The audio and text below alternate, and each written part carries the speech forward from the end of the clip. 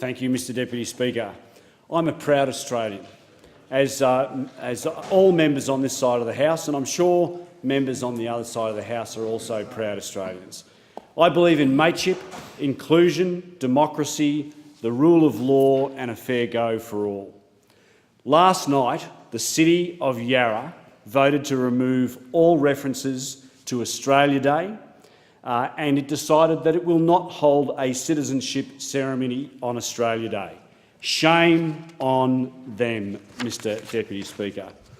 Mr Deputy Speaker, under the Australian Citizenship Ceremonies Code, citizenship ceremonies are non-commercial.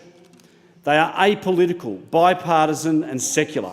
They must not be used as forums for political, partisan or religious expression or for the distribution of material which could be perceived to be of a commercial, political or a religious nature.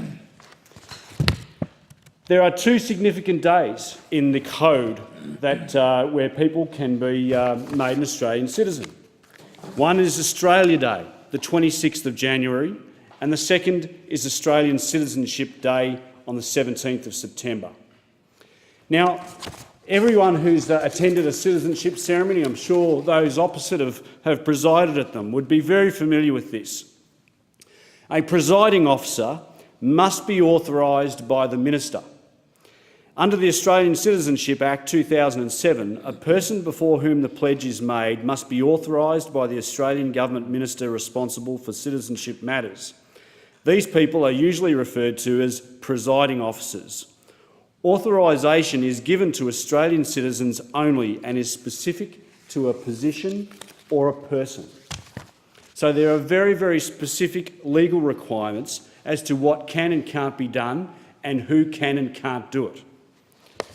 It's interesting to note that when the citizenship, or just prior to when the citizenship pledges are taken, there's a preamble, and the presiding officer says this: Australian citizenship represents full and formal membership of the community of the Commonwealth of Australia, and Australian citizenship is a common bond involving the reciprocal rights and obligations uniting all Australians while respecting their diversity.